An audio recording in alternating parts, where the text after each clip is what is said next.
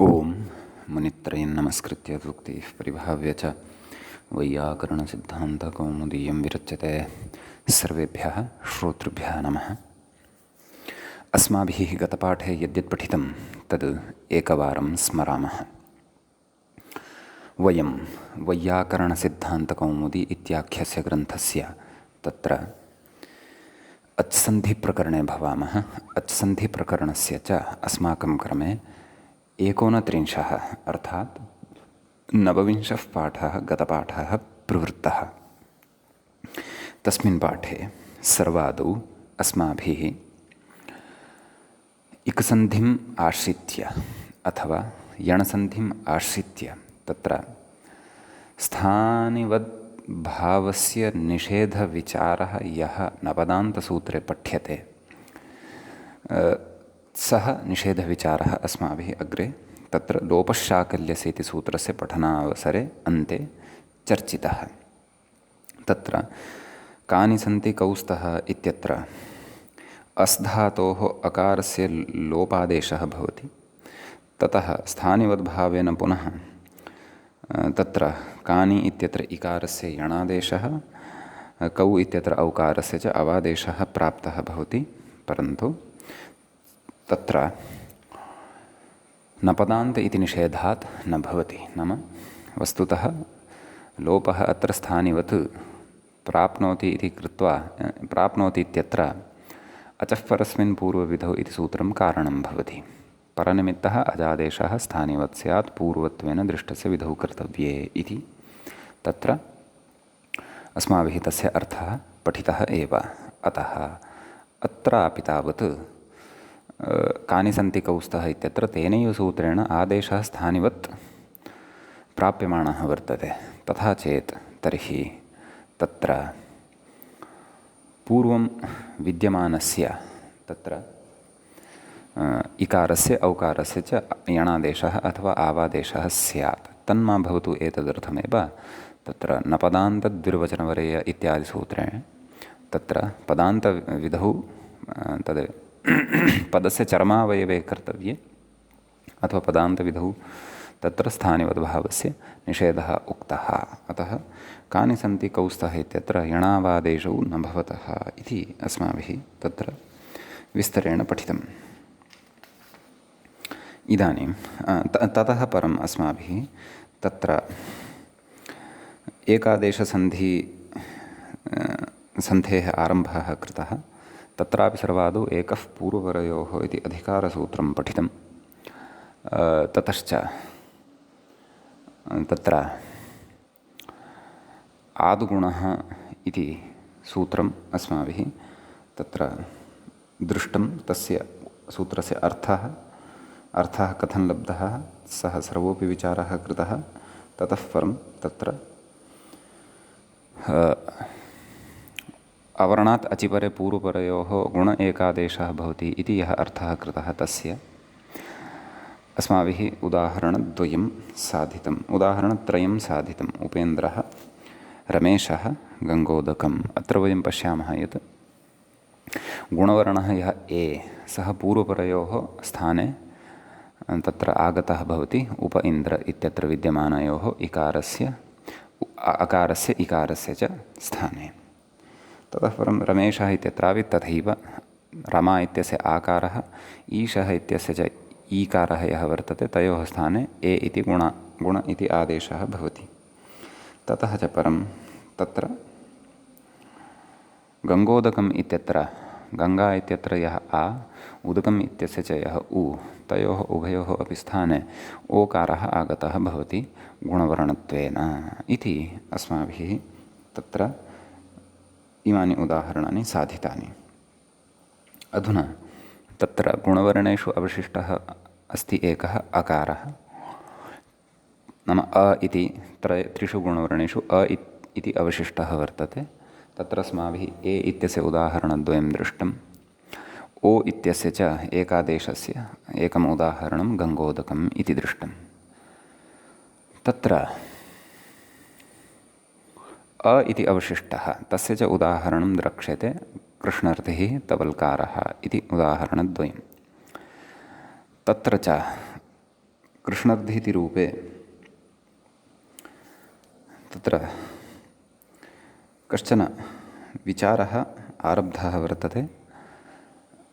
कृष्णऋद्धिः इत्यवस्थायाम् अग्रे अ इति गुणः अत्र अर्हतां भजते वा स्थानसाम्यात् अथवा न वा अथवा न इति एतादृशः विचारः इदानीम् अग्रे अत्र करिष्यते। ततश्च कृष्णर्थिः तवल्कारः इति इति द्वयोः रूपयोः तत्र साधनाय अपेक्षिता या परिभाषा सत्यं परिभाषा एव अथवा अपेक्षितं यत् सूत्रं नियमसूत्रं तादृशं सूत्रम् अस्माभिः अग्रे पठिष्यते उरण्रपरः। परन्तु तस्य अवतरणीयकात्वेन यः विषयः अस्माभिः चर्च्यमानः अस्ति सः विषयः आदौ अत्र अस्ति विचारणीयः। भवतु। एवञ्च तत्र एतावान् विषयः अस्माभिः गतपाठे 29 पाठे पठितः। अधुना अत्सन्धिप्रकरणस्यास्य 30 पाठः भवत्यारब्धः। अतः 30 पाठस्य अधुना वयम् आरम्भं कुर्मः। गतपाठे व्याख्यायाम् अन्तिमा पङ्क्तिः या पठिता सा इत्थम् आसीत्। अत्र अकारः ऋकारश्च इति द्वौ स्थानिनौ इति। इतः अग्रे पठनीयः वर्तते विषयः। नाम अन्तिमा पङ्क्तिः या पठिता तत्र पूर्वमुक्तं किं कृष्णर्थिः इत्यत्र कृष्णर्थिः इति स्थिते आदुगुणः इति प्राप्तं। समीचीनम्।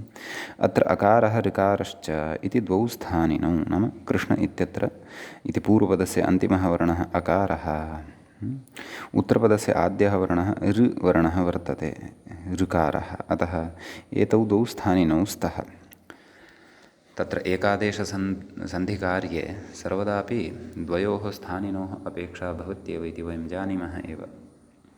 यतः एकादेशः यदि कर्तव्यः तर्हि सः कयोश्चित् द्वयोः स्थाने एव भवितुम् अर्हति। यः पूर्वमेव एकः वर्तते तस्य स्थाने एकादेशः, एकादेशेन किं प्रयोजनं? तत्र साक्षात् आदेशः इत्येव वक्तव्यः। अतः एकादेशो नाम तत्र कश्चन पूर्वः भवति, कश्चन परः च भवति इति। तद्वद् अत्रापि यथा च अस्माभिः गतेषु उदाहरणेषु दृष्टमेव तद्वद् इह अपि तत्र पूर्वः यः वर्तते सः वर्तते कृष्ण इत्यस्य अ इति। समीचीनं। परतः ऋ इति वर्णः वर्तते इत्युक्तमेव। समीचीनं। तौ स्थानिनौ वर्तते, तयोः स्थाने एकादेशः कर्तव्यः। तदेव अग्रे कथयति। तयोः नाम तयोः कयोः अकार ऋकारयोः अकारः एकारः ओकारश्च इति त्रयोऽपि गुणाः प्रसक्ताः इति। यद्यपि सर्वत्रापि गुणः भवतु इति उक्ते सति नाम गतेषु उदाहरणेषु अपि तत्र उपेन्द्रः रमेशः गङ्गोदकम् इत्यादिषु अपि तत्र आदुगुणः इत्यनेन एवं न उक्तं यत् ए भवतु अथवा ओ भवतु अथवा अ इत्येव भवतु। तेन तु साक्षात् किमुक्तं गुणः भवतु। नाम सर्वत्रापि आदौ त्रयः अपि वर्णाः एते प्राप्ताः भवन्ति। उपेन्द्रः इति वा भवतु, रमेशः इति वा भवतु, गङ्गोदकम् इति वा भवतु अथवा कृष्णर्धि तवल्कारो वा भवतु। परन्तु तेषु त्रिष्वपि कः भवतु इति एतस्य निर्णयं तु परिभाषाः आगत्य कुर्वन्ति। यथा अस्माभिः पूर्वं दृष्टं स्थानेन्तरतमः इति परिभाषाबलात् सर्वत्रापि तत्र तत्तत् स्थानिनोः तत्तत् आदेशः यः पठितः सः एव आदेशः तत्तत् स्थानिनोः स्थाने आगन्तुं शक्तः, येन सह तयोः स्थानिनोः उच्चारणस्थानसाम्यं भवति। यथा उपेन्द्रः इत्यत्र एकारः, रमेशः इत्यत्र अपि एकारः, गङ्गोदकम् इत्यत्रापि आ उ अनयोः स्थाने ओकारः। अत्रापि सैव स्थितिः वर्तते। नाम अत्र पूर्वम् अकारः वर्तते, परतः ऋ वर्णः वर्तते। अतः अनयोः द्वयोः अपि वर्णयोः स्थाने अकारः एकारः ओकारः इति त्रयोऽपि गुणाः प्रसक्ताः। एवं खलु? कुतः ते प्रसक्ताः इति एकं कारणं तु नाम सूत्रेण उक्तं गुणः भवतु इति। तदनन्तरं तत्र कस्य प्रवृत्तिः कस्य निवृत्तिः इति अस्माभिः तत्र परिभाषाणां साहाय्येन निर्णीयते। अस्तु, अग्रे कथयति नाम त्रयोऽपि गुणाः प्रसक्ताः। कुतः प्रसक्ताः कथयति अकारेण स्थानिना त्रयाणामपि कण्ठस्थानसाम्याविशेषात् इति। एवं खलु, तत्र कृष्णऋद्धिः इत्यत्र पूर्वस्य अ इत्यस्य उच्चारणस्थानं वर्तते कण्ठः। परतः विद्यमानस्य ऋ वर्णस्य उच्चारणस्थानं किं वर्तते इति चेत् मूर्धा, ऋटुरषाणां मूर्धा इति। एवं खलु। अतः तत्र कथयति तयोः अकारः एकारः ओकारश्च इति त्रयः गुणाः प्रसक्ताः। कुतः? यतः तत्र द्वयोः स्थानिनोः मध्ये एकस्य उच्चारणस्थानं वर्तते किं? कण्ठः। येषु नाम तत्र गुणवर्णाः ये सन्ति तेषु अकारस्य उच्चारणस्थानं कण्ठः वर्तते, एकारस्य कण्ठतालु वर्तते नाम कण्ठधर्मः तत्रापि वर्तते, ओकारस्य ओदौतोः कण्ठोष्ठं नाम तत्र कण्ठधर्मः तत्रापि वर्तते एव। अतः त्रयः अपि गुणाः तत्र प्रसक्ताः। एवं खलु। तत्रुच्यते अकारेण स्थानिना त्रयाणाम् अपि कण्ठस्थानसाम्य अविशेषात् इति। एवं खलु। अस्याः एव पङ्क्तेः अर्थः अधुना उक्तः खलु मया। नाम यः अकारः वर्तते नाम द्वयोः स्थानिनोः मध्ये यः एकः स्थानी वर्तते, कः? अ। द्वौ स्थानिनौ कौ? अकारः ऋकारश्च। अतः अकारः यः वर्तते तेन अकारेण स्थानिना त्रयाणामपि नाम अकारेण स्थानिना नाम अकारः यः वर्तते स्थानी तेन इत्यर्थः, त्रयाणामपि कण्ठस्थानसाम्यं वर्तते। समीचीनम्। अग्रे कथयति ऋकारेण स्थानिना तु न कस्यापि स्थानसाम्यम् इति। द्वितीयः यः स्थानी वर्तते तेन सह तु कस्यापि स्थानसाम्यं नास्ति एव खलु। मूर्धस्थानवान् कोऽपि नास्ति तत्र। न अकारः वर्तते, न एकारः वर्तते, न च ओकारः वर्तते। एवं खलु। तस्य मूर्धस्थानकत्वात् नाम ऋ इत्यस्य मूर्धः इति स्थानं वर्तते, अतः न साम्यं वर्तते। एतेषाञ्च तदभावात्, एतेषां केषाम्? अकारः, एकारः अथवा ओकारः, एते त्रयः ये वर्णाः वर्तन्ते तेषु तदभावः वर्तते। तदभावः नाम तस्य अभावः वर्तते। तस्य नाम कस्य? मूर्ध्नः अथवा मूर्धा इति उच्चारणस्थानस्य अभावः वर्तते येषु त्रयेषु, येषु त्रिषु। कथयति एवं नाम एवं रीत्या तव लुकारः इति स्थिते नाम प्रयोगः कः वर्तते? तव लुकारः नाम इत्यत्रापि तथैव वर्तते। नाम यथा स्थितिः कृष्णऋद्धिः इत्यत्र वर्तते, नाम स्थानसाम्यमेव न तत्र अवगम्यमानं वर्तते। स्थानसाम्यं पूर्णतया क्वापि नास्ति, यत्किञ्चित् स्थानसाम्यं तु लभ्यमानं वर्तते। तत्रापि पूर्वं स्थानीयः वर्तते, तस्य स्थानिनः एव स्थानसाम्यं लभ्यमानं वर्तते। उत्तरतः यः नाम द्वितीयं यत् स्थानी वर्तते अथवा द्वितीयः यः स्थानी वर्णः वर्तते तस्य तु केनापि सह गुणवर्णेन सह स्थानसाम्यं नास्ति एव। अतः येषु त्रिषु वर्णेषु कः गुणवर्णः तत्र आगच्छेत् पूर्वपरयोः स्थाने इति चेत् एवमेव एतादृशी एव स्थितिः। अकारात् परतः लृ वर्णः यत्र भवति तत्रापि एतादृशी एव स्थितिः वर्तते। तत्र कथयति एवञ्च लुकारः इति स्थिते त्रयः गुणाः प्रसक्ताः इति। नाम लुकारः इति न क्षन्तव्यः, उदाहरणं किमस्ति? तवल्कारः इति साधनीयं, तस्य स्थितिः का? तव लुकारः इति। तव लुकारः इति स्थिते त्रयः गुणाः प्रसक्ताः। समीचीनं। नाम अ ए ओ इति यथा अत्रापि गुणः कर्तव्यः खलु, यतः अचः परतः तत्र अकारात् परतः तत्र अच् अस्ति, अतः अत्रापि गुणः प्राप्तः भवति खलु। एवं खलु। तत्र कथयति अकारेण तेषां कण्ठस्थानसाम्य अविशेषात्। नाम अकारेण तु नाम तव लुकारः इत्यत्र, तव इत्यत्र वकारोत्तरवर्ती यः अकारः वर्तते पूर्वपदस्य अन्तिमः स्वरः, तेन सह तु सर्वेषामपि समानता वर्तते, केषां त्रयाणामपि गुणवर्णानाम्, अकारस्य एकारस्य ओकारस्य। यतः सर्वत्रापि कण्ठ नाम उच्चारणस्थानस्य तत्र कण्ठत्वेन परिगणनम् अस्ति। लुकारेण तु स्थानिना न कस्यापि स्थानसाम्यं, परन्तु लु वर्णः यः वर्तते तेन सह तु यस्य कस्यापि अत्र स्थानसाम्यं नास्त्येव। कुतः? लुतुलसानां दन्ताः इति कृत्वा। एवं खलु? एदैतोः कण्ठतालु, ओदैतोः कण्ठोष्ठं, तत्र अकारः च कण्ठ्यः नाम कण्ठस्थानीयः। तर्हि अत्रापि तादृशी एव समस्या वर्तते। नाम यथा समस्या कृष्णऋद्धिः इत्यत्र वर्तते, सैव समस्या तत्र तव लुकारः इत्यत्रापि वर्तते इति। तर्हि कथं वा अत्र गुणवर्णः निर्णयः, गुणः अत्र कथं स्यात् इति। तदेव खलु अग्रे उक्तं। लुकारेण तु स्थानेन न कस्यापि स्थानसाम्यं, तत्र कथमो गुणः भवति इति आकाङ्क्षायाम् इदम् आरभ्यते। नाम त्रिषु अपि अ ए ओ एतेषु त्रिषु अपि इदं गुणवर्णः तु एते त्रयः एव।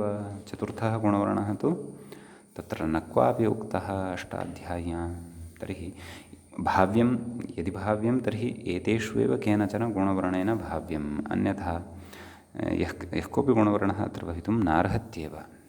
तर्हि एतेषु एव भाव्यं, परन्तु केन भाव्यं नाम कतमो गुणवर्णः, कतमो गुणः नाम एतेषु। कतमः तत्र निर्धारणार्थे डतमच प्रत्ययः वर्तते कतम इत्यत्र। नाम येषु कस्य निर्धारणं कुर्मः अत्र गुणाय, नाम कस्य अत्र गुणत्वेन प्रवृत्तिः स्यात्, तत्र कथमो गुणः भवति इति आकाङ्क्षायाम् इदम् आरभ्यते। नाम अस्य सूत्रस्य आरम्भः क्रियते इत्यर्थः। तर्हि सूत्रं तत्र यदारभ्यते तत्सूत्रं भवत्येवं। कथम्? उरण्ड्रपरः इति प्रथमाध्यायः वर्तते, प्रथमः पादः वर्तते, एकपञ्चाशञ्च इदं सूत्रं भवति। तत्र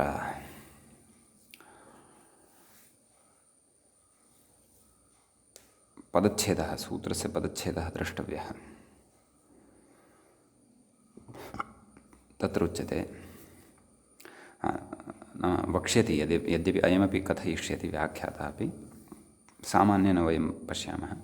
उः इति एकं पदं वर्तते, षष्ठीविभक्तेः एकवचनं तद् वर्तते। ततः परं द्वितीयं पदं वर्तते अण्, तद् प्रथमाविभक्तेः एकवचनान्तं वर्तते। ततः परं रपरः, रपरः इति अपि प्रथमाविभक्तेः एकवचनं वर्तते। तत्र इति सामान्येन पदच्छेदः अस्माभिः दृष्टः। तत्र रपरः इति विशेषणं भवति कस्य? अण् इत्यस्य। समीचीनम्, अस्तु। तत्र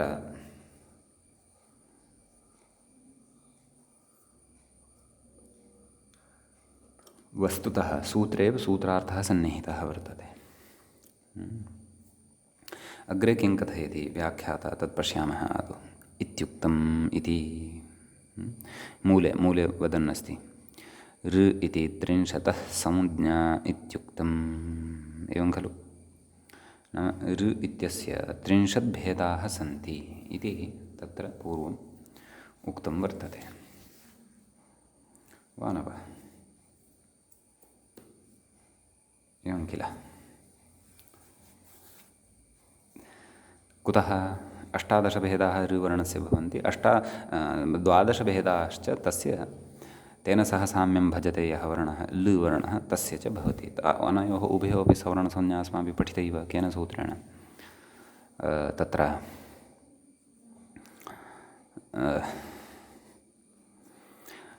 सूत्रेण न वार्तिकेन ऋ लृ वर्णयोर्मिथः सावर्ण्यं वाच्यम्। अथ संज्ञाप्रकरणे ऋ इत्यस्य 30 भेदाः भवन्ति इति अस्माभिः सूक्ष्मतया चिन्तनं विहितम्। एवमेव लृ इति वर्णस्यापि 30 भेदाः भवन्ति इत्यपि अस्माभिः सूक्ष्मतया पूर्वं विचारितमेव। समीचीनम्। तर्हि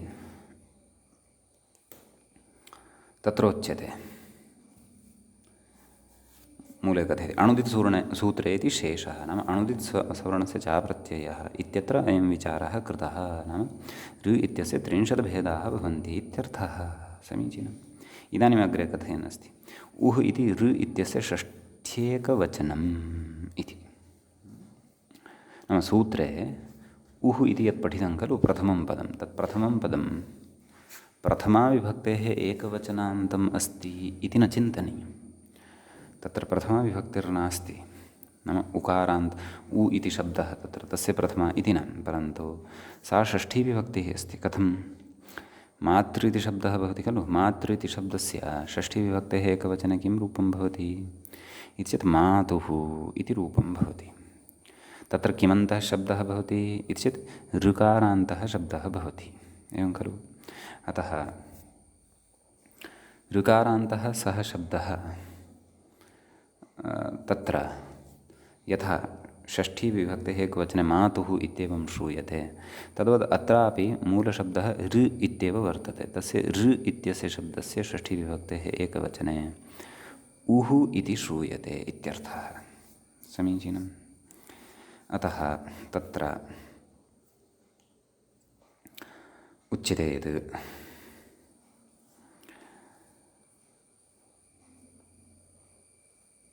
नाम उः इति ऋ इत्यस्य षष्ठी एकवचनम् अस्ति इति व्याख्यात्र उक्तम्। अग्रे पश्यामः।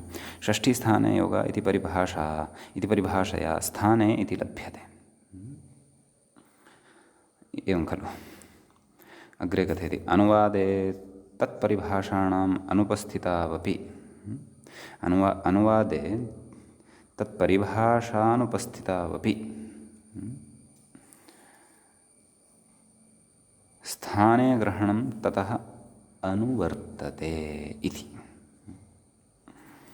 नाम यदि सः पक्षः स्वीक्रियेत, कः पक्षः, अनुवादे तत्र परिभाषाणाम् उपस्थितिर्न भवति, नानुवादे परिभाषाः उपतिष्ठन्ते इति अस्माभिः पूर्वं कश्चन विचारः पठितः आसीत् संज्ञाप्रकरणे। तत्रापि षष्ठीस्थाने योग इत्यत्रैव अस्माभिः अनुवादे परिभाषाणाम् उपस्थितिर्न जायते तत्र वा क्वचित् पठितः पूर्वं विचारः। प्रायः वृद्धिर्यस्याचामादिस्तः सत्यं वृद्धिरादैच् इत्यत्र वा इति वृद्धिर्यस्याचामादिस्तद्वृद्धं तत्र वृद्धिरादैच् इति परिभाषा आगत्य नोपतिष्ठते। कुतः तत्र वृद्धि इति शब्दः अनुवादपरकः वर्तते, अतः अनुवादे परिभाषाणाम् उपस्थितिर्न भवति इति। यत्र साक्षात् वृद्धेः विधानमेव कृतं भवति तत्र तु वृद्धेः विधानं नास्ति, वृद्धेरनुवादः वर्तते, तावदेव। अयं विचारः पूर्वं विस्तरेण चर्चितः अस्ति अस्माभिः, एवं खलु। अतः अत्रापि अत्र किम् उच्यते, अनुवादे परिभाषाणाम् अनुपस्थितावपि अनुवादे परिभाषाणाम् उपस्थितिर्न जायते इति, एवं खलु। तर्हि अत्र अनुवादः कथं सम्भवति तत्तु अस्ति चर्चनीयम् अथवा चिन्तनीयम्। यथा वृद्धिर्यस्याचामादिस्तद्वृद्धम् इत्यत्र अनुवादः खलु कृतः, तद्वत् उरण्रपरः इत्यत्र अनुवादत्वं कथं सङ्गच्छते, यतः अत्र तु साक्षात् ऊः स्थाने अण एव खलु विहितः वर्तते, एवं खलु। तत्र च षष्ठी श्रूयमाणा वर्तते, अतः साक्षात् षष्ठ्याः श्रवणम् अस्ति एव, अतः षष्ठीस्थाने योग इत्यस्याः तत्र प्रवृत्तिः स्यादेव खलु। अतः अनुवादे तत्परिभाषानुपस्थितौ अपि स्थाने ग्रहणं ततः अनुवर्तते। नाम अत्र यदि अत्र अनुवादपक्षः अपि स्वीक्रियते, क्व उरण्रपरः इत्यत्र, तर्हि अनुवादपक्षे स्वीकारे अपि, परन्तु अनुवादपक्षः कथं सङ्गच्छते तदस्ति अत्र चिन्तनीयं। वृद्धिर्यस्याचामादिस्तद्वृद्धम् इत्यत्र यथा अस्माभिः उक्तं, नाम वृद्धिर्यस्याचामादिस्तद्वृद्धम् इत्यनेन तत्र वृद्धिः न विधीयते, समीचीनं। परन्तु या वृद्धिः भवति, नाम यत्र वृद्धिवर्णः आद्यः वर्णः भवति यस्मिन् पदे, नाम आद्यः अच् यत्र वृद्धिसंज्ञकः भवति तस्य वृद्धसंज्ञा भवति इत्युच्यते। एवं खलु? सत्यम्, अत्रापि अनुवादविषयः एव वर्तते। कथं पश्यन्तु, उरण् रपरः इत्यनेन सूत्रेण ऋकारस्य स्थाने वस्तुतः अण् न विधीयते। विधायकस्तु कश्चन अन्यः एव वर्तते। एवं खलु? विधायकः कः वर्तते? आदुगुणः इति वर्तते। समीचीनम्। अतः तद्वदेव अस्ति अत्रापि समानतया विचारः। यथा तत्र वृद्धिर्यस्य जामादिस्तद्वृद्धम् इत्युच्यते, नाम तत्र परिभाषा नोपतिष्ठते। का? इको गुणवृद्धिः इति एषा परिभाषा तत्र नोपतिष्ठते। मया पूर्वं वृद्धिरादेच् इत्युक्तं खलु, न तन्न इको गुणवृद्धिः इति परिभाषा तत्र नोपतिष्ठते। अन्यथा तत्रापि वृद्धिवर्णस्य स्थाने वृद्धिवर्णे श्रुते तत्रापि इकः इति षष्ठ्यन्तम् उपतिष्ठेत, अनिष्टः प्रयोगः स्यात्। एवं खलु? तद्वद् अत्र नास्ति। नैव, तद्वदेव अत्रापि वर्तते। कुतः? यदा तत्र तु वृद्धिविधानं न क्रियमाणं वर्तते, परन्तु वृद्धेः अनुवादमात्रम् एव वर्तते। नाम यस्मिन् पदसमुदाये आद्यः वर्णः वृद्धिवर्णः भवति तस्य वृद्धसंज्ञा भवति इति, न तु तत्र वृद्धिसंज्ञा उच्यमाना वर्तते। एवमेव अत्रापि ऊः स्थाने यः अण् वर्तते तस्य ऊः स्थाने अणः विधानम्। ऊः नाम ऊः स्थाने नाम ऋकारस्य स्थाने अणः विधानम् उरण् रपरः इत्यनेन न क्रियमाणं वर्तते, तत्तु आदुगुणः इत्यनेन क्रियमाणं वर्तते, वा न वा? अतः अत्र ऊः इति नाम षष्ठ्यन्तं यद्पदं नाम ऋकारस्य अण् भवतु, स च रपरः सन्, नाम ऋवर्णस्य स्थाने अण् यः भवति सः रपरः सन् प्रवर्तते इति अत्र अनुवादः उच्यमानः वर्तते। वस्तुतः ऋकारस्य स्थाने अण् तु तत्र आदुगुणः इत्यनेन खलु क्रियमाणः वर्तते, कृष्णऋद्धिः इत्यत्र। एवं किल? आं, तत्र गत्वा किञ्चित् कार्यं भिन्नम् एतेन क्रियते, नाम सः अण् रपरः सन् प्रवर्ततां, नाम रेफं स्वीकृत्य एव सः तस्य प्रवृत्तिः भवतु इति। अतः अत्र ऊः स्थाने अण्, ऊः इत्यस्य स्थाने यः अण् विहितः तद्विधानं तु अनुवादमात्रम् एव वर्तते। अनुवादमात्रं नाम तत्तु पूर्वमेव केनचन तद्विधानं करिष्यते, तत्र किञ्चित् व्यवस्थान्तरं करिष्यते, तावदेव उरणरपरः इत्यनेन।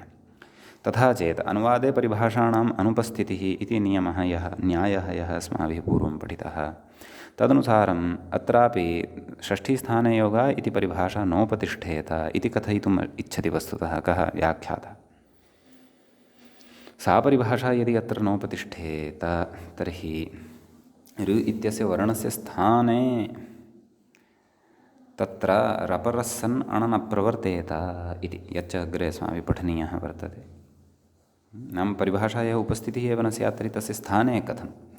षष्ठ्याः अर्थः एव परिस्फुटः न भविष्यति यदि सा परिभाषा अत्र नोपतिष्ठेत। का?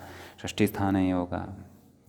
तर्हि तत्र उपायः उच्यते, नाम अनुवादे तत्परिभाषाणाम् अनुपस्थितिः इति यद् उच्यते तर्हि तत्र नाम तत्परिभाषानुपस्थितिः नाम तत्परिभाषा नाम तच्छब्देन अत्र सा परिभाषा ग्राह्या। का? षष्ठीस्थाने योगः इति।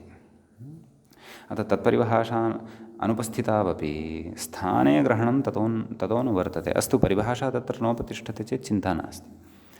वयं साक्षात् गतसूत्रात् षष्ठीस्थाने योगः इत्यस्मात् स्थाने इत्यस्य अनुवर्तनम् अत्र कुर्मः।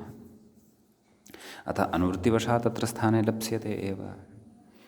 एवं खलु? अस्तु, अनुवादे परिभाषाणाम् उपस्थितिर्न भवति इति यदुक्तं तथा यदि अस्ति, तथा यदि भवान् शङ्कते पूर्वपक्षी, तर्हि अत्र अन्यः उपायः अस्ति। परिभाषा अत्र उपस्थापनीया एव इति नास्ति। गतसूत्रात् नाम षष्ठीस्थाने योगः इत्यस्मात् सूत्रात् स्थाने इति स्वीकर्तव्यं, तावदेव। किमत्र अन्यत् कर्तव्यं? तत् स्वीकृत्य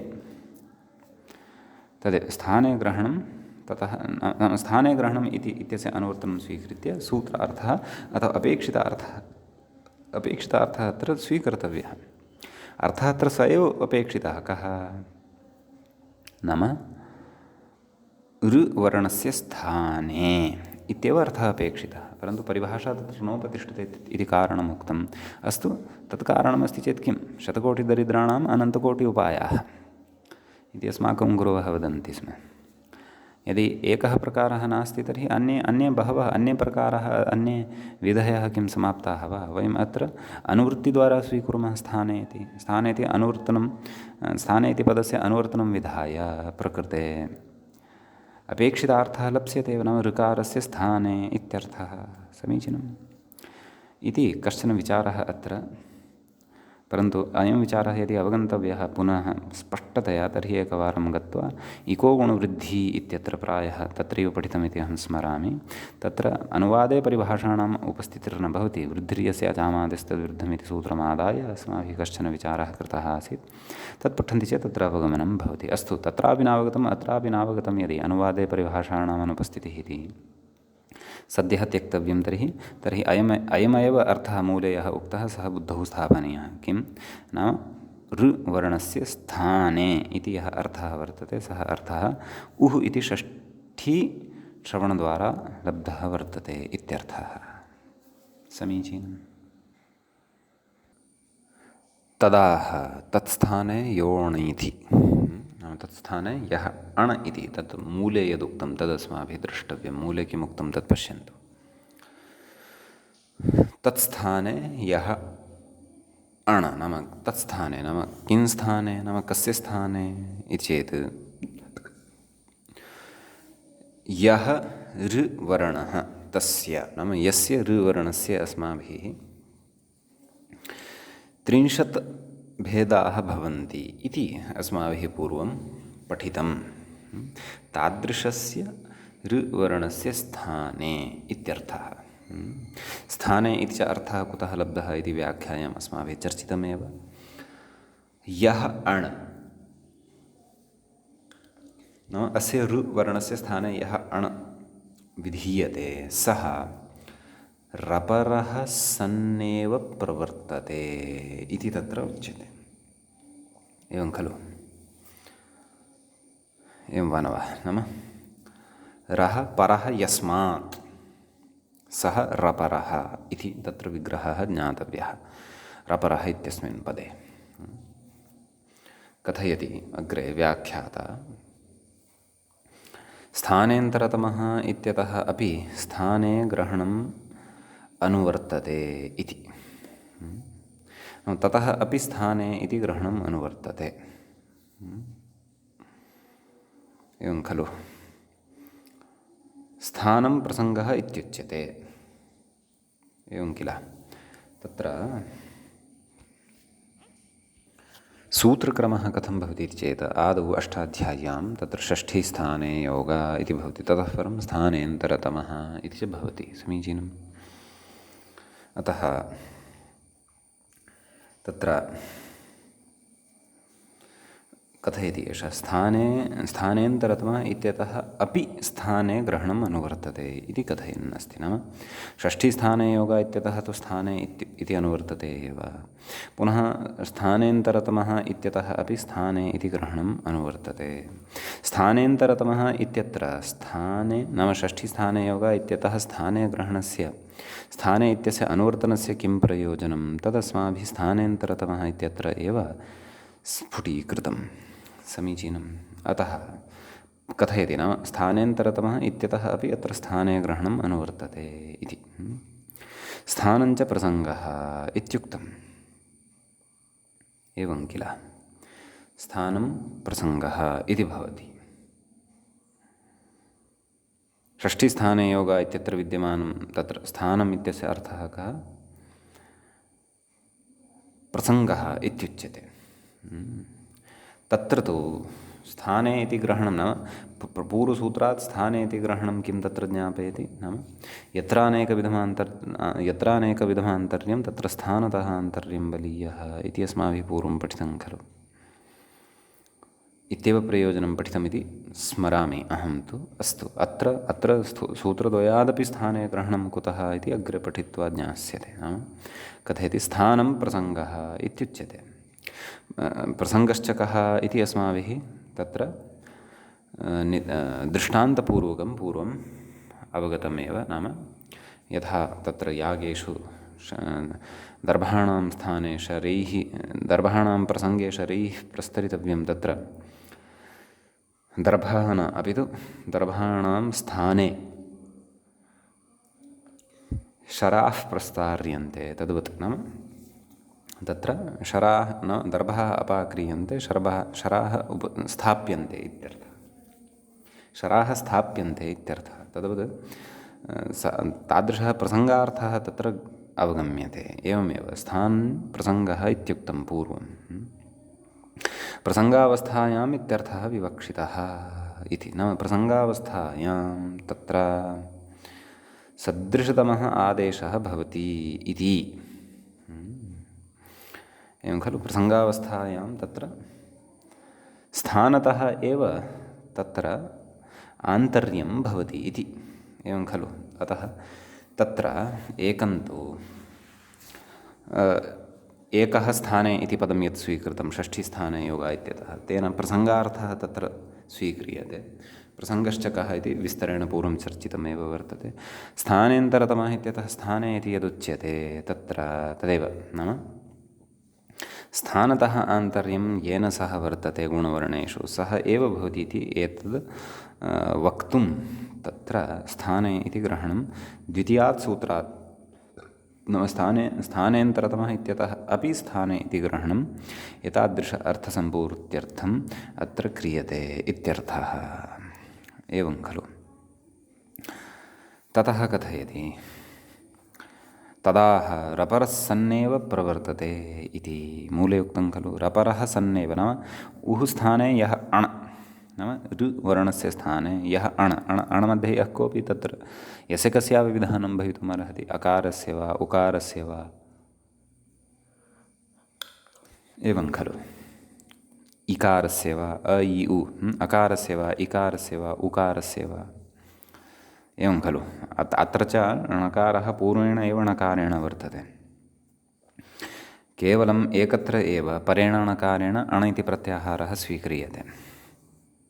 तच्च अणुदित्सवर्णस्य च प्रत्ययः इत्यत्र। अन्यत्र सर्वत्रापि अण् इति प्रत्याहारः पूर्वेण एव णकारेण। अतः उः स्थाने यः अण् तर्हि उः स्थाने यत्र अण् कः ग्राह्यः? अकारः, इकारः, उकारश्च। आदुगुणः इत्यनेन तु अकारः एव प्राप्तः भवति। इकारस्य उकारस्य च अन्यानि उदाहरणानि अस्माभिः अग्रे द्रक्ष्यन्ते। ऋत् उत् इति वा अथवा ऋत् इद्धातोः इति वा तत्र द्रक्ष्यन्ते। समीचीनम्। अत्र तु अणि अकारस्य एव उदाहरणं सम्भवति आदुगुणः इत्यनेन। समीचीनम्।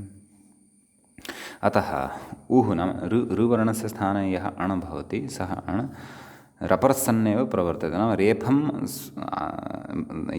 रेफम् आत्मना सह स्वीकृत्य एव प्रवर्तते इति। नाम तस्मात् परतः रेफः अपि भवत्येव इत्यर्थः इति।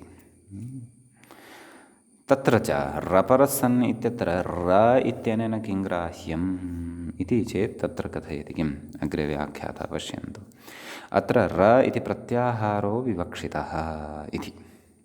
रपरसन् इत्यत्र रपरः इत्यस्मिन् पदे र इत्यनेन प्रत्याहारः विवक्षितः। इदानीम् अस्माकम् अवगमनं भविष्यति यत् अस्माभिः तत्र संज्ञाप्रकरणे तत्र रप्रत्याहारविषये पठितं। नाम रप्रत्याहारः अपेक्षितः, कुतः अपेक्षितः इति तत्रापि मया उक्तमासीत्। भवन्तः यदि तत्र नाम तत्र पौर्वापर्यम् अत्र शास्त्रगतप्रसङ्गस्य तत्र स्पष्टतया ज्ञातुम् इच्छन्ति यदि, तर्हि अधुनैव उरण्रपरः इत्यत्र गत्वा अङ्कन्या टङ्कयित्वा विलिख्य आगच्छन्तु। यदस्माभिः अत्र रप्रत्याहारस्य स्पष्टता इतोपि प्राप्तव्या वर्तते। पुनः तत्रत्यं विषयं दृष्ट्वा पुनः संज्ञाप्रकरणे यत्र रप्रत्याहारसिद्धिः अथवा रप्रत्याहारविषयः चर्चितः वर्तते सः विषयः सकृदेकवारं पुनः द्रष्टव्यः दार्ढ्यार्थम्। अस्तु, मन्ये तत्सर्वं भवद्भिः क्रियमाणमेव स्यात् सद्यः यदि नापि कृतं स्यात् तर्हि पूर्वं पठितः प्रसङ्गः भवतां बुद्धौ अस्ति एव। तत्र उक्तमासीत् यत् तत्र लणिति सूत्रे विद्यमानः यः अकारः वर्तते सः हयवरट् इत्यनेन सूत्रेण इत्यस्मिन् सूत्रे विद्यमानेन रेफेण सह रलयोः संज्ञा भवति इति तत्र अस्माभिः उक्तम् आसीत्, नाम व्याख्यातम् आसीत्। नाम रप्रत्याहारः कथं सम्भवति इति संज्ञाप्रकरणे विस्तरेण व्याख्यातम् आसीत्। अतः प्रकृते अपि रप्रत्याहारः विवक्षितः वर्तते। क्व उरण् रपरः इत्यत्र, नाम तर्हि रप्रत्याहारे के वर्णाः भवन्ति इति चेत् वर्णद्वयं भवति। रेफः इति एकः, लकारश्च अपरः। कुतः अस्माभिः तत्र संज्ञाप्रकरणे ज्ञातं यत् हयवरट् इत्यस्य सूत्रस्य र इति वर्णादारभ्य अथवा रेफादारभ्य लण् इति सूत्रस्य लकारोत्तरवर्ती यः अकारः वर्तते, अनुनासिकसंज्ञाः यः विशेषेण स्वीकृतः रप्रत्याहारनिर्माणार्थमेव, तावत्पर्यन्तं तत्र र इति प्रत्याहारो भवति इत्यर्थः। अतः प्रकृते र इति प्रत्याहारः विवक्षितः। सः रप्रत्याहारः अत्र विवक्षितः वर्तते। क्व उरण् रपरः। तर्हि रपरः नाम इत्युच्चार्यते सति उरण् लपरः इत्यपि तत्र अवगन्तव्यः विषयः। कुतः? यतः एषः र केवलः एकः रेफः एव नास्ति, परन्तु अत्र प्रत्याहार आश्रयणेन अत्र लकारोऽपि वर्तते। अतः कुतः तत्र रप्रत्याहारः अत्र र इत्यनेन परिगणनीयः इति कृत्वा एवं खलु कथयति। ततश्च रेफशिरस्को लकारशिरस्कश्च प्रवर्तते इति लभ्यते। कः प्रवर्तते? अण् प्रवर्तते। कस्य स्थाने प्रवर्तते? ऋ इति वर्णस्य स्थाने प्रवर्तते। एवं खलु? सः अण् कीदृशः प्रवर्तते? रेफशिरस्कः लकारशिरस्कश्च प्रवर्तते इत्यर्थः। नाम रेफः शिरसि यस्य सः रेफशिरस्कः, अथवा लकारः शिरसि यस्य सः लकारशिरस्कः, नाम अणः स्थाने, नाम तत्र ऋ वर्णस्य स्थाने यः प्रवृत्तः अण्, अणिके वर्णाः अ इ उ, ते आत्मना सह रेफं स्वीकृत्य प्रवर्तन्ते, अपि च लकारं स्वीकृत्य प्रवर्तन्ते। अर्थात् अकारश्चेत् सः एकाकी न प्रवर्त्स्यति, अपि तु रेफं स्वीकृत्य एव प्रवर्त्स्यति, अर् इति, अथवा लकारं स्वीकृत्य प्रवर्त्स्यति, अल् इति। एवमेव इकारोऽपि इर् इत्येवं रीत्या प्रवृत्तिः भविष्यति, अथवा इल् इति रूपेण तत्र प्रवृत्तिः भविष्यति इकारस्य, यदि सः तत्र ऋ वर्णस्य स्थाने विहितः वर्तते। यतः इ अपि अण् अस्ति, अतः। एवमेव उकारः यः वर्तते सः अपि तत्र रेफं परतः स्वीकृत्य प्रवर्त्स्यति उर् इति, अथवा लकारं परतः स्वीकृत्य प्रवर्त्स्यति उल् इति।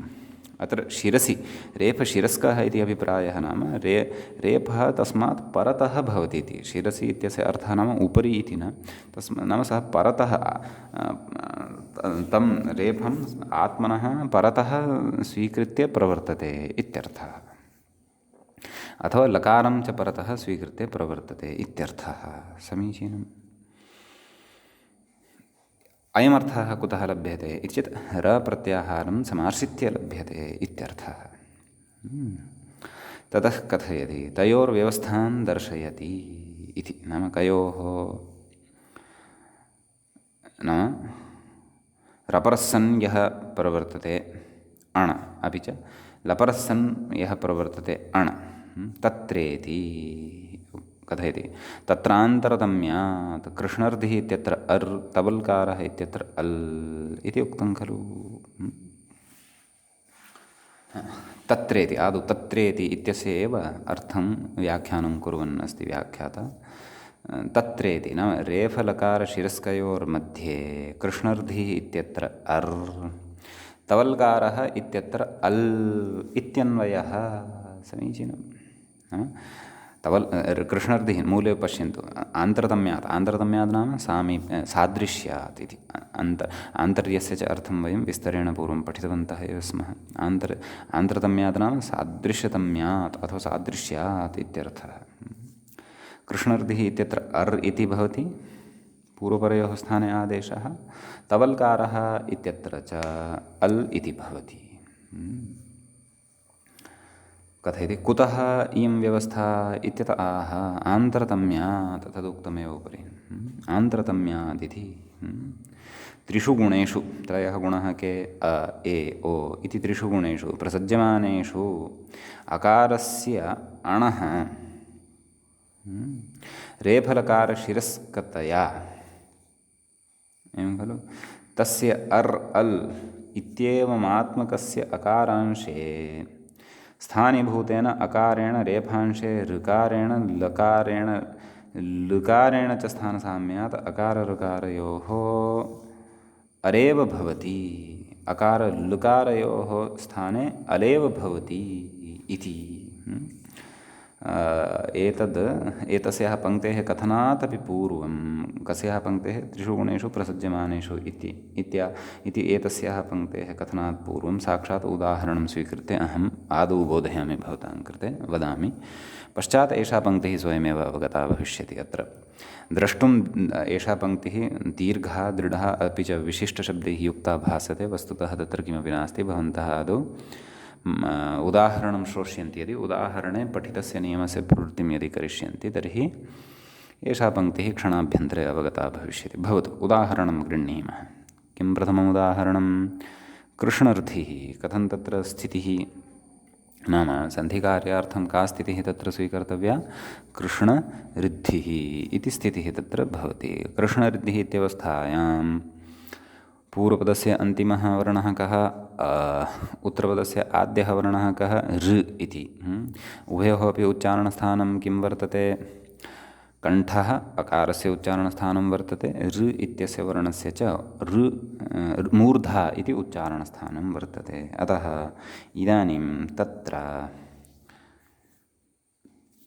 त्रयः ये गुणवर्णाः वर्तन्ते तेषु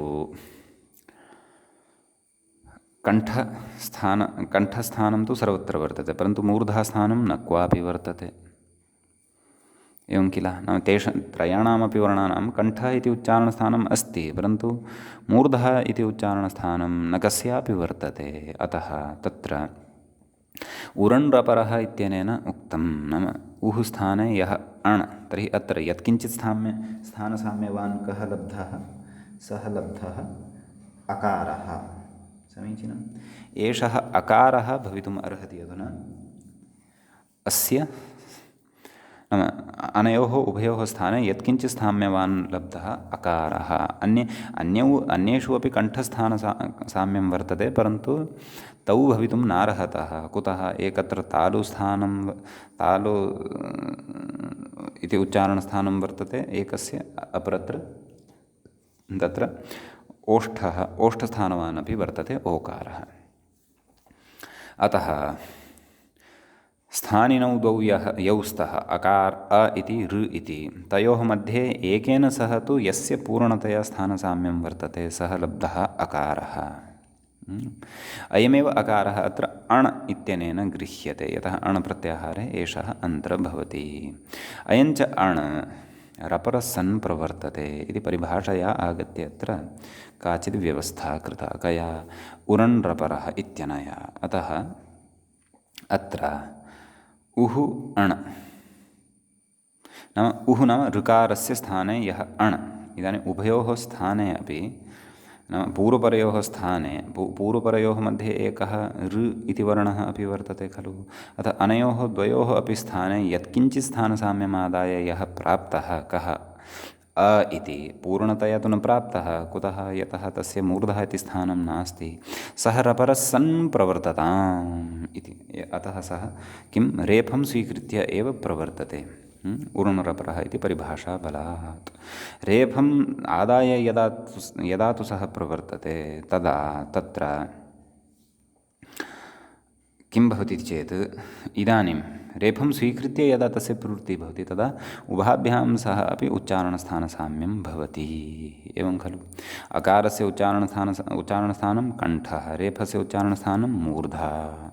यः आदेशः उरण् रपरः इति परिभाषाबलात् सम्पन्नः तस्मिन् आदेशे रेफोऽप्यस्ति इति इदानीं परिभाषाबलात् न उरण् रपरः इति सूत्रबलात्। अतः अधुना पूर्णतया स्थानसाम्यं जातं। तत्र उभयोः स्थानिनोः क्रमशः कण्ठः मूर्धा इति उच्चारणस्थानद्वयम् आसीत्। इदानीं अनयोः उभयोः स्थाने एकादेशेन यः आदेशः जायमानः वर्तते सः उरण् रपरः इति सूत्रबलात् रपरः सन् वर्तते इति कृत्वा तत्र स्थानसाम्यात् रेफः गृह्यते। यद्यपि र इत्यत्रापि वर्णद्वयं वर्तते, तत्र लकारः अपि अस्ति इत्यपि उक्तं खलु, परन्तु सः यः अकारः नाम सः यः लकारः वर्तते सः तु अत्र भवितुं नार्हति। कुतः? यतः स्थानसाम्यं न भवति। कुतः? ल इति तु दन्तस्थानं नाम दन्तस्थानवान् वर्तते, लृतु लसानां दन्तः इति नियमानुसारम्। अतः सः नाम अत्र अकारः लकारं स्वीकृत्य तु अनयोः द्वयोः स्थाने प्रवृत्तिं नार्हति। अनयोः नाम कयोः द्वयोः स्थाने अकारस्य ऋकारस्य च। तर्हि तदेव तत्र नाम स्थानेन्तरतमः इति परिभाषाबलात् तत्र आन्तरतम्यात् रपरस्सन्नेव नाम रेफपरस्सन्नेव अत्र अण् प्रवर्तते, नाम अ इति गुणवर्णः प्रवर्तते। अतः पूर्वपरयोः स्थाने अर् इति आदेशो भवति। तेन अत्र कृष्ण अर् धिः एवं खलु, नाम तत्र अकारस्य ऋकारस्य च उभयोः स्थाने अर् इति आदेशे सति कृष्ण अर् धिः मेलनेन कृष्णर्धिः इति प्रयोगः सिद्धः भवति इत्यर्थः। समीचीनम्। एवं तर्हि अत्र अस्मिन् स्थले अस्माभिः कर्तव्यं नाम उदाहरणे एवं रीत्या अत्र सङ्गतिः कर्तव्या इत्यर्थः। द्वितीयम् उदाहरणं पश्यन्तु, तवल्कारः इति। तर्हि तत्र कथं विग्रहः? तव लकारः इति। आम्, कृष्णर्धिः इत्यस्य उदाहरणस्य अर्थः अवगम्यते किल? कृष्णस्य ऋद्धिः कृष्णर्थिः इति। ऋद्धिः नाम ऐश्वर्यं, लक्ष्मीः, सम्पत्तिः, सम्पन्नता इत्यादयः अर्थाः तत्र वर्तन्ते। अस्तु, एवं तर्हि अपरम् उदाहरणं तवल्कारः, तव लुकारः इति। यद्यपि लुवर्णस्य लोके उदाहरणानि न इत्येव वक्तव्यं, वेदे एव अस्य उदाहरणं प्रयुज्यते। क्लिप्तश्च मे, क्लिप्तिश्च मे इत्यादि वैदिकमन्त्रेषु अस्य श्रवणं भवति। लोके तु अत्यल्पतया एव अस्य श्रवणं भवति। लोकेपि यत् जायते क्वचिदेव तद् वेदप्रयोगम् आश्रित्य एव इत्येव वक्तव्यं। वस्तुतः वेदे तु व्यवहारः एव नास्ति, लोके तु व्यवहारः एव नास्ति लृ इति वर्णस्य। अतः तत्र उदाहरणमिदं कल्पितं तावदेव। यद्यपि इदमपि उदाहरणं क्वचित् भवति इति नाम क्व प्रयुक्तम् इति नास्ति, केवलम् अत्र सन्धिकार्यं बोधयितुं कल्पितम् एकम् उदाहरणं। यथा तव लुकारः इति। तत्र तव इति एकं पदं भवति युष्मच्छब्दस्य षष्ठीविभक्तेः एकवचने। निष्पन्नस्य पदस्य अन्ते अ इति श्रूयते। ततः परं द्वितीयं पदं भवति लुकारः इति। लु इति स्वरः सः। तव लुकारः। अत्र तदेव आद्गुणः इत्यनेन गुणः कर्तव्यः, परन्तु उभयोः उच्चारणस्थानं भवति। तव इत्यत्र विद्यमानस्य अन्ते विद्यमानस्य अकारस्य उच्चारणस्थानं भवति तत्र कण्ठः। लु इत्यस्य उच्चारणस्थानं तु भवति दन्तः। अतः तादृशः इदानीं कश्चन आदेशः अपेक्षितः यस्य उच्चारणस्थानं कण्ठोऽपि भवतु दन्तोऽपि भवतु इति चेत् त्रिषु गुणवर्णेषु तत्र तादृशः यः कोऽपि नास्ति यस्य उच्चारणस्थानं कण्ठोऽपि भवतु दन्तोऽपि भवतु इति। आम्, यत् एकस्य नाम स्थानिनोः मध्ये एकः यः वर्तते तेन सह तु उच्चारणस्थानम् एकस्य लभ्यते, उच्चारणस्थानसाम्यं लभ्यते। सः कः?